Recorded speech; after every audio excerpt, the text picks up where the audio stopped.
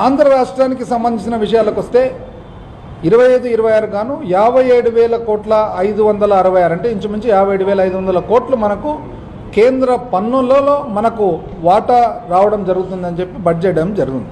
అయితే ఇందులో మాత్రము ఒక 2-3 చాలా ఇబ్బందికరమైన విషయాలు ఉన్నాయి.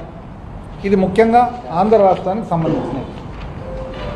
ఈరోజు మన ముఖ్యమంత్రి చంద్రబాబు నాయుడు గారు ట్వీట్ చేశారనమాట. I extend my heart felt congratulations to the union government and honourable finance minister for presenting a pro people budget. అంత బాగుంది. మీరు మీ సపోర్ట్తో కేంద్ర ప్రభుత్వం ఉంది.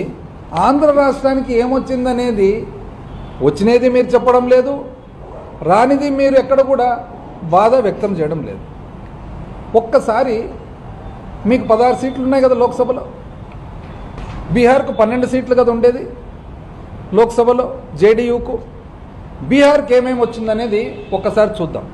ఒక బ్రిడ్జు 26,000 కోట్లు ఓన్లీ ఒక బ్రిడ్జ్కు.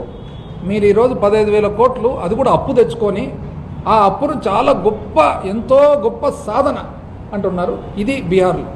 అదేవిధంగా పవర్ ప్రాజెక్ట్స్ 2,400 మెగావాట్ల పీర్పైంటి అనే ప్రాంతంలో పవర్ ప్రాజెక్టు ఎంతండి అది 21,400 కోట్లు. మెడికల్ కాలేజీలు, ఎయిర్పోర్ట్లు, ఇన్ఫ్రాస్ట్రక్చర్. ఇది కాక బీహార్లో ఇంకా శాశ్వతమైన నిర్మాణం పనులు పర్మనెంట్ మన క్యాపిటల్ ఎక్స్పెండిచర్ కోసము సెంటర్ నుంచి అసిస్టెన్స్.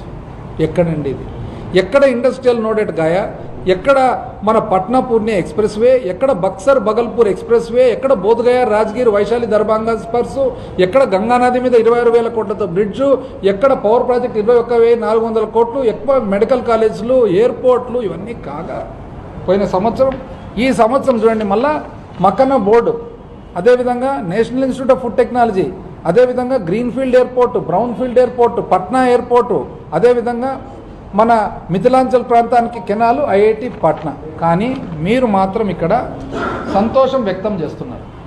మళ్ళీ అంటే ఏ విధంగా మీరు సంతోషపడుతున్నారు, మళ్ళీ ఏ కారణం వల్ల మాకైతే తెలియదు. కానీ మాకైతే ఆంధ్ర రాష్ట్రంలో ఎవరికి ఇది సంతోషంగా అయితే లేదు. ఎందుకంటే 12 సీట్లతో జేడీయూ ఇంత సాధించగలిగితే 16 సీట్లతో మీరెంత సాధించాలి అని ఒక రాష్ట్రంగా మనకు మన సపోర్టుతో, మన రాష్ట్ర ఎంపీ సపోర్ట్తో పైన కేంద్రంలో ప్రభుత్వం ఉన్నప్పుడు మీరు కనీసం ఒక్కటి కాకుంటే ఒక్కటండి వచ్చిన మెడికల్ కాలేజీలా వద్దంట్రీ,